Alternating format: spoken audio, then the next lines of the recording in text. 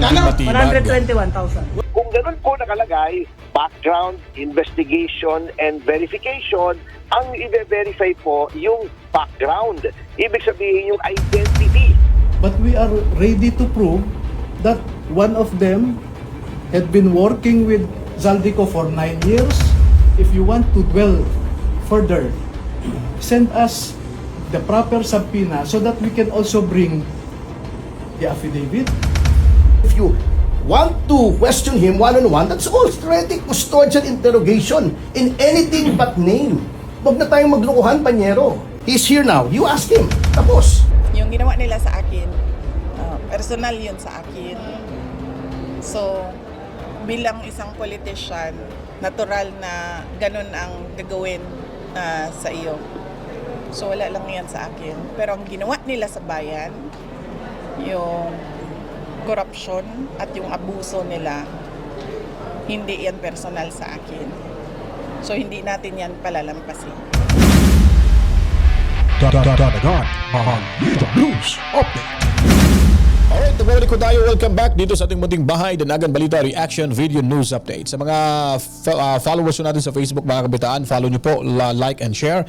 And then sa YouTube naman ho, huwag kalimutan pinutin ang notification bell at i-share nyo po para malaman ng karamihan kung ano pa po mga kaganapan sa ating lipunan. Subscribe na rin ho kayo, mga kabalitaan. Well, sa mga oras na ito, bago-usapan ho natin yung nalalaman dito ni Attorney Topacio, itong National Bureau of Investigation. Dahil nga po ay huli niya po na talagang nag-aabogadohan itong NBI. Sino ba yung director dyan? Si Attorney Melvin Matibag na dati pong Secretary General ng PDP Laban. Ngayon ay lumipat na ho at kaalyado na ho ni Bobo M, mga kabalitaan. At itong si Matibag at kung matatandaan nyo po, trending pong video niya na kasama itong ama, allegedly, ama ni Arjo Atayde na kumakain sa isang mamahaling restaurant at may bundle hong perang ipinakita sa isang waiter na kung saan akala niya daw ay 1 million mahigit yung kinakain nila at umabot ng pala ito ng 121,000 pesos. At yung katabi nito, yung nakapula ho, mga kabitan, dyan po, yan po yung NBI director ngayon na inappoint ni Bobo M, mga kabalitaan. Kaya siguro, marahil, medyo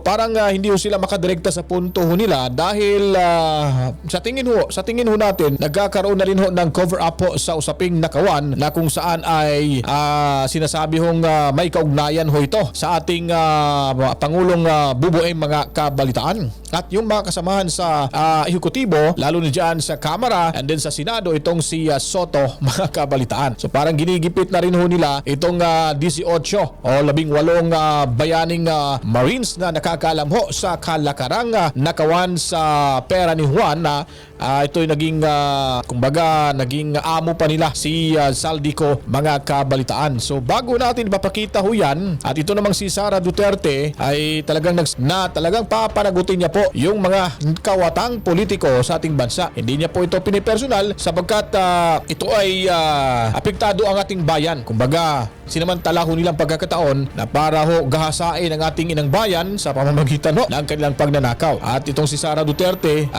hindi niya tinitake as personal yung kanilang ginagawa ho sa kanya. At mamaya papakita ho natin na itong si Sara Duterte hindi ho nagtatanim ng galit. Subalit kanya pong papanagutin sakaling siya po ay makakaupo bilang Pangulo ng ating bansa. Bago natin papakita si Atty. Topacio, ito muna tayo.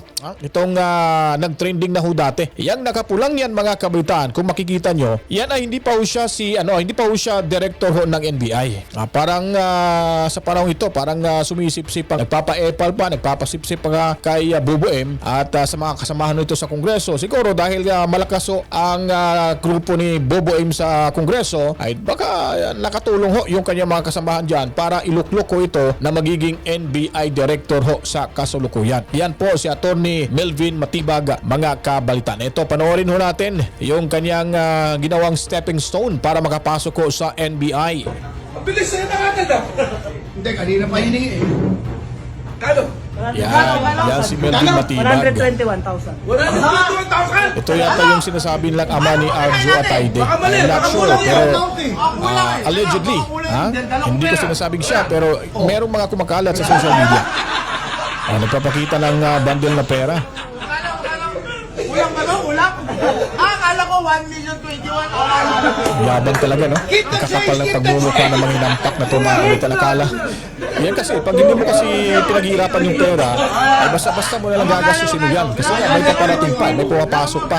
Pero pag sariling sikap mo, dugot pawis mo, ay hindi ho kayo maaas ng ganyan ho, mga kabaitan. Kaya mga ano ito, dahil hindi ho nila pinagpapawisan yung perang hawak ko nila. So yan po si Attorney Melvin Matibag, yung NBI Director ho ngayon. Sana may balita daw itong si Attorney Baligod, mga kabalitaan. Sinasabi ho nito na nagkaroon daw ng magandang pag-uusap. No, sana man lang wala ho siyang kinikilingan ho rito. Sana maging patas ho yung kanyang investigasyon at tratuhin niya ng maayos yung 18 Marines na ex-Marines ho, na nagsasabi ho na buhay talaga yung korupsyon sa kasalukuyang administrasyon, mga kabalitaan. Kung ito ay para sa bayan, ay hindi ho ito kakampi, gigit na ho ito. Pero pag sa ganitong sitwasyon, kasama yung ilang mga buhaya dyan, nako, baka mahawaan na sa utak buhaya itong si Atty. Melvin Matibag. Nako, baka isa na rin to sa magiging buhaya, mga kabalitan. Sana hindi man lang ho, mga kabalitaan. Anyway, ayon pa ni Atty. Topacio rito, ay sinasabi hong tumatayong abogado ang National Bureau of Investigation. Attorney, kayo po ay nandoon bilang kinatawan or legal counsel ni dating Congressman Mike Defensor. Tama po ba? Opo, naka po yun. Opo. Napanood ko po doon sa video ni former Congressman Mike Defensor kasi naka-video din siya doon sa loob habang Opo. yun nga ang pag-uusap. Nagkakaroon ng diskurso ang NBI at itong si Attorney Levy Baligod. Pwede nyo po bang mailahad muna, ano ba talaga yung nilalaman ng subpina? Ano ba yung nakasaad doon na kanilang gagawin doon sa kanilang mga pinatawag? Opo, nakalagay po doon, klarong-klaro po. At least doon sa natanggap na subpina ng aking kliyente, na si dating Congressman at Secretary Mike Defensor, na iyon po ay for background investigation and verification. Ngayon, nung nandoon na kami, iginigiit nila na yun daw ay for background investigation and for credibility verification. Wala naman po kami nakita po na credibility, na yung word na credibility doon sa subpoena. At yan po ay mapapatunayan sapagkat kahapon pa lamang ay nagpadala na po ako ng kopya ng subpoena ni Ginoong Mike Defensor sa ating mga kaibigan sa media. So, kung ganun po nakalagay, background, investigation, and verification, ang i-verify po yung background. Ibig sabihin yung identity. Kung talagang sila ay mga Marines at kailan sila nag-serve as Marines. Katulad ng sinasabi nila sa kanilang affidavit. Wala po doon yung credibility sapagkat kung ang isang ahensya na katulad ng Ombudsman ay didepende sa NBI na nasa ilalim nga po ng executive, nasaan ang independence ng Ombudsman? We have to differentiate between background investigation, yung ascertainment ng identity na iyon ay factual. Ikaw ba itong sinasabi mo? Kung ikaw si XYZ, ikaw ba ito? May ID ka ba? Ano bang serial number mo as Marines? Iba yung assessment ng credibility which requires the use of your judgment. Hindi po magiging independent ng Ombudsman kung judgment ng NBI ang gagamitin nila. Malaking kabulastugan po yun. Opo, Attorney, sa tagal nyo po sa pagiging abogado, meron bang ganitong klase na ginagawa na credibility check ang NBI maliban dun sa verification? Wala po. Sapagkat kung kayo po ay nagre-reklamo, unang-una ang mga Marines po, yung 18, ay nagsagawa na po ng kanilang affidavit. Ito po ay sinumpaan at nakumpirma na po ng NBI noong kamakalawa nung dumating doon yung abogadong ng notaryo ng kanilang affidavit na siya po ay tunay na abogado at duly commissioned the notary public. Ngayon, kung yun po ay affidavit na sinumpaan, it is entitled to full faith and credence on its face. Ibig sabihin, tatanggapin po natin yon kung hindi sasalungatin. Opo, Wala pong ganon. Yung sa fiscal po, pag kayo nag-file ng complaint affidavit, ang hihingin lang po sa inyong ID. Yun pong kredibilidad nyo, ang sasagot na po noon kung hindi kayo credible, ay yung itinuturo nyong tao na gumawa ng krimen, katulad din na Sandro Marcos, sina Martin Romualdez, sina Yusek Bersamin, at ang Pangulong Marcos mismo. At doon na yan halimbawa ako sa mga ordinary, 'di ba? Sa fiscal, yung magpapatunay or magbabanggit no na hindi yan credible, yung inaakusahan nung naghain ng kaso, tama ba? Tama po yun. Ang nangyari po rito, ang NBI na ang tumatayong abogado noong mga inakusahan. Ito po ay highly improper sapagkat hindi po yan trabaho ng NBI kung merong nag-aakusa ng krimen.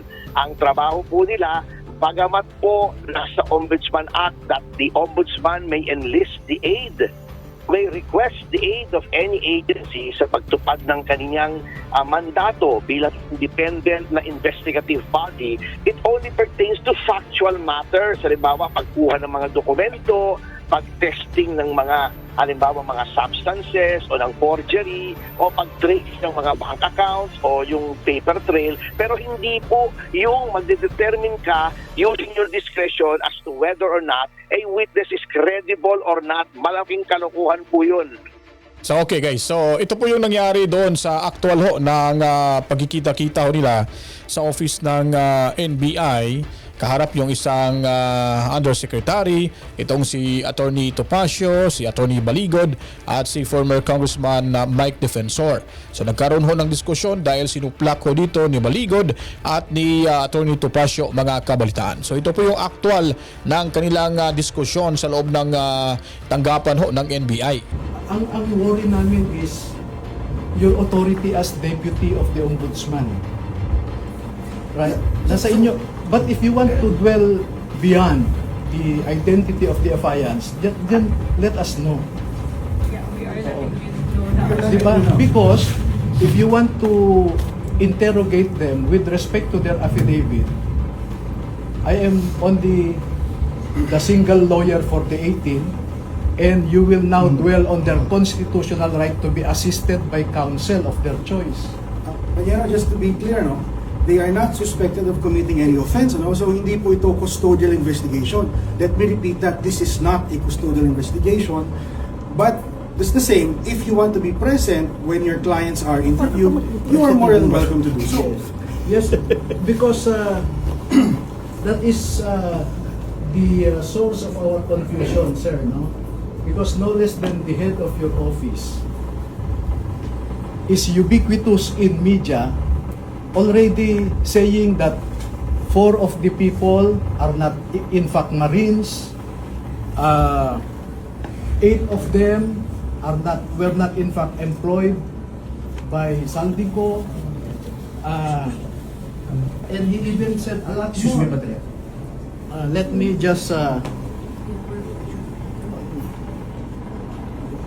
Let me just point this out.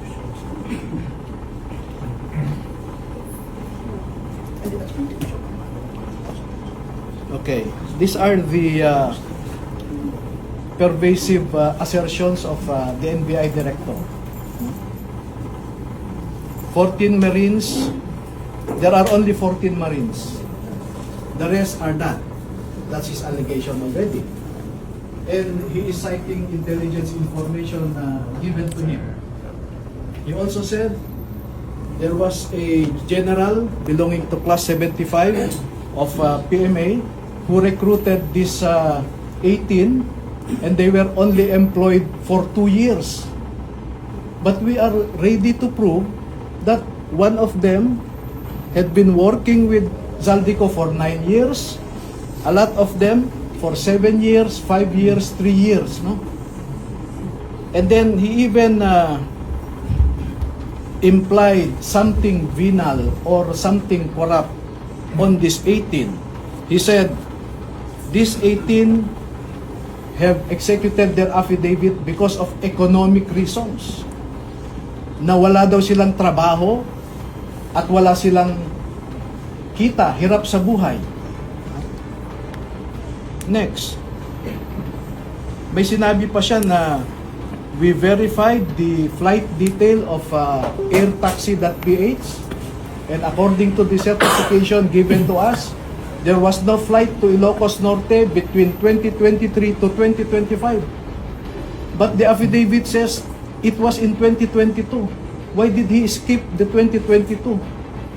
So, I think the director, and I'm sure you will follow what the director is saying, because I know Attorney Raimundo that you are very close to the new director. Okay? Sir, No. Let me just finish. No?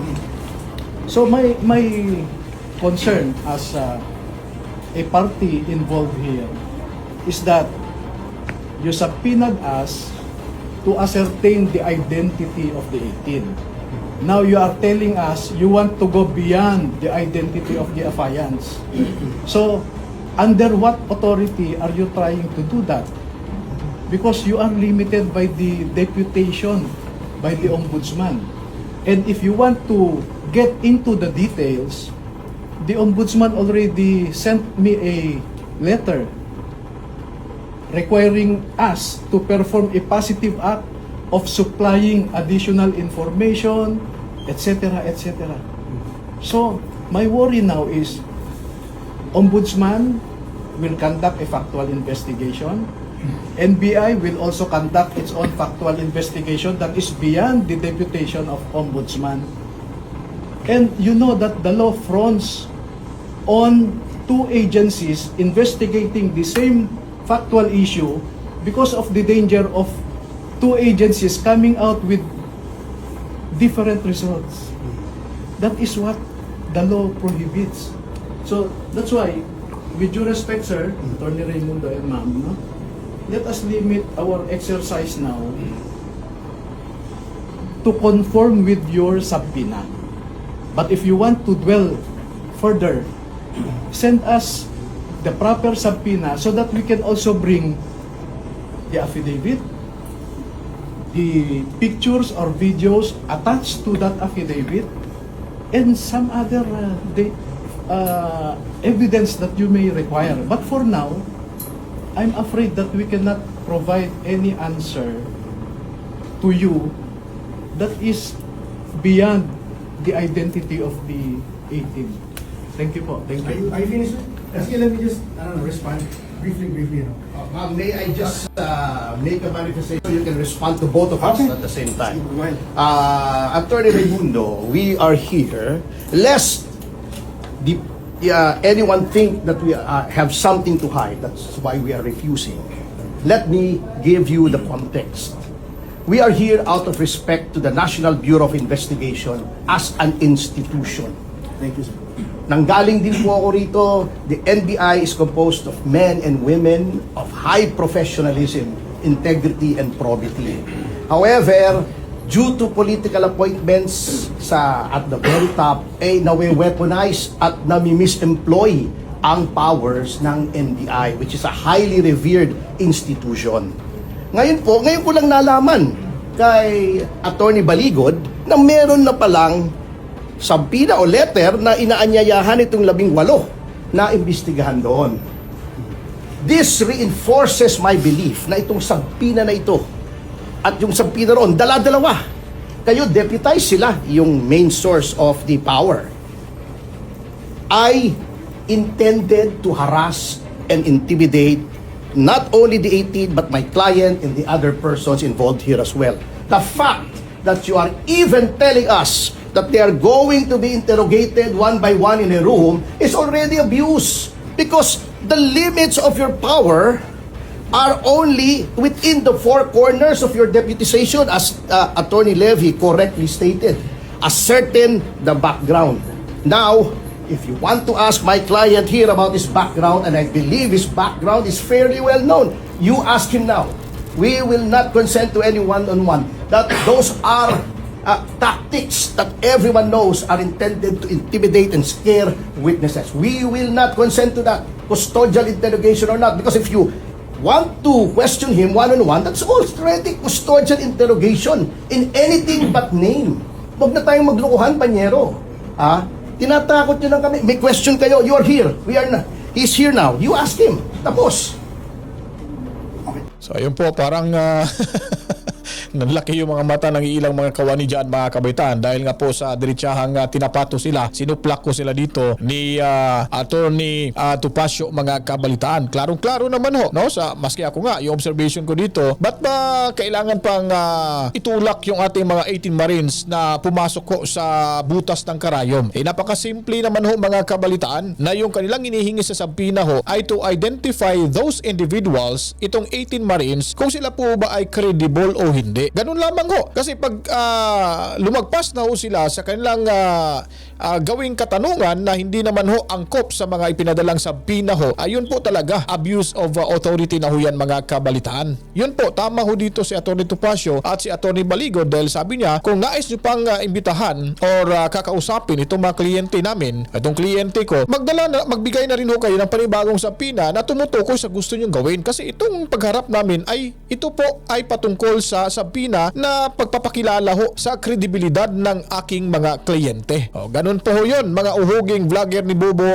M, na sinasabi nila na may tinatago daw itong 18 Marines at si Baligod dahil ayaw daw magpa-interview ng individual, mga kabalitaan. So malinaw pa ho sa sikat ng araw na itong ginagawa ng NBI ay parang sinasabi ho nila na alam na hindi ho nila ito papaniwalaan, mga kabalitaan. Anyways, lipat muna tayo dito kay ni Sara Duterte. Ma'am, sorry, nag-comment si Secretary, Ombudsman Remulian. Sinasabi niya na nagsimula daw yung maleta delivery sa time ni PRRD. Ma'am, comment po. So for now, ang focus ng Inday Sara at ng Office of the Vice President is yung mga kailangan namin gawin para sa bayan. Tulad nito, we have an exhibit that showcases the former Vice Presidents and teaches the children about leadership and anong klaseng leadership ang pipiliin nila sa kanilang pagbabiyahe dito sa ating bayan. Mamaya. VP, may hapon. Akong question is, sukad atong simula nung na-pronounce ka that your intention to run for 2028, maraming nag-float na names for your VP. My question is, applications ka ba isi-set na for your partner as VP and meron na ba tayong nakita? As I mentioned, noong episode ng Ibalik ang Tapang at Malasakit, nabanggit ko doon na meron akong ni-recruit last year. Does it mean na yun na rin?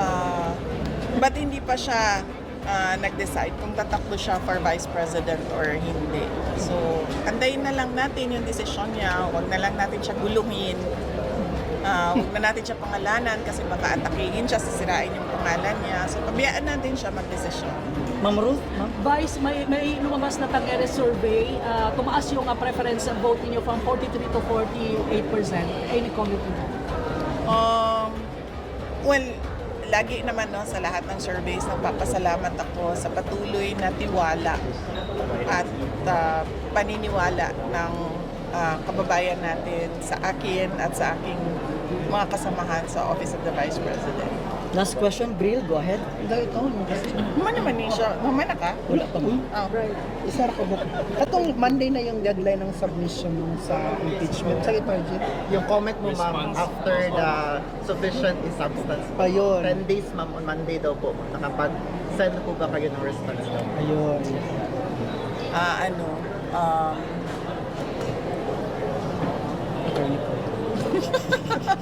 Please refer to? Kuan ka na hapit namang Monday ato na to kung mag-file ko dili. Antay. Ayun, no? Oo, antay na lang. Ito guys, tuda ko lang dito, no? Kasi nga parang may 10 days to answer itong si VP Sara Duterte sa impeachment dyan sa Committee on Justice. Duda ko dito, parang ayaw niya nang sumagot para diretso na agad sa plenaryo ng Kongreso, at kung ito ay makakuha ng 1/3 votes at didiretso na ito sa Senado. So dito natin malalaman kung patigasan lang ang gagawin ng Kamara at ng tawag nito ng mga nasa Senado ay ipapakita rin ng tigas nito ni VP Sara dito, mga kabaitaan, sa pamamagitan ho ng hindi pagsagot ng naging resulta ng impeachment niya, no, sa Committee on Justice, mga kabalitaan. Lang sila na mga tiga House of Representatives. Vice, kalalabas ng balita, possible na na-exclude sa defensa panel yung si Attorney Monsayag at si Attorney Michael Poa. May conflict of interest may daw, conflict of Vice. interest daw. Kinuha mo Ngayon sila. ko lang narinig na yung respondent ay hindi pinapayagan kung sino ang kanyang lawyers. No? Ngayon lang ako nakarinig ng circumstance na hindi pinapayagan ang respondent kung sino ang pinipili niya na lawyer. So, antayin na lang natin kung ano mangyayari. Vice, sa tingin mo, another round of maleta na po pa rin ba ito against for the impeachment?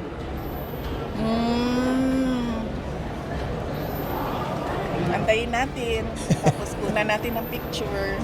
Tapos ilabas na naman natin yung pictures kung merong mga bagong maletas na lalabas. Last closing statement. Magpapatuloy po ba yung liquid sakay natin sa OVP? Despite sa mahal ng presyo ng petrolyo. Magpapatuloy ang? Libreng sakay ng OVP. Yes, opo, oo. Oo, tutuloy yon dahil project na talaga yon ng Office of the Vice President. At actually nga nung nakita ko yung ABP kanina, nag-iisip ako paano pa kami makatulong sa mga tao, especially in their daily commute. VP, last from my end. Balikan ko yung sinabi ni PGMA kanina na yung pronouncement mo invites national reflection. Meron bang nag-reflect ka ba? Or ano kung meron man on your part, ano yung mga reflection na ginawa? Ang pagkakaintindi ko kasi sa kanya, sa speech niya kanina, is reflection on the part of the members of the House of Representatives, hindi sa akin.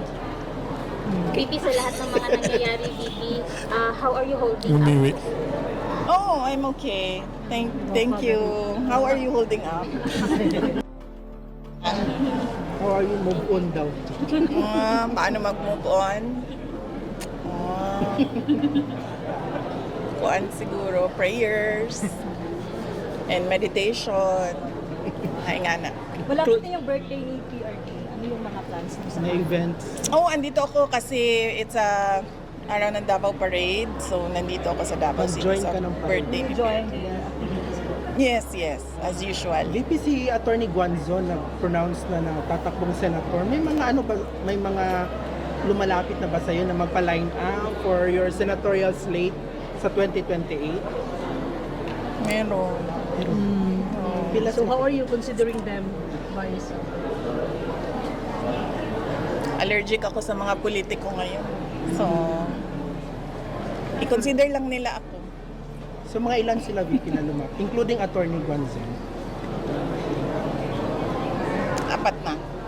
VP, sabi ni Saya pa ba? Manimaan ka kinsa tong mga ni-traitor sa inyo? Dili. Dili ka mo dumo. Dili. I don't take it personally. Kasi, para sa akin ba, yung ginawa nila sa akin, personal yun sa akin. So, bilang isang politician, natural na ganun ang gagawin sa iyo. So, wala lang yan sa akin. Pero ang ginawa nila sa bayan, yung corruption at yung abuso nila, hindi yan personal sa akin. So, hindi natin yan palalampasin.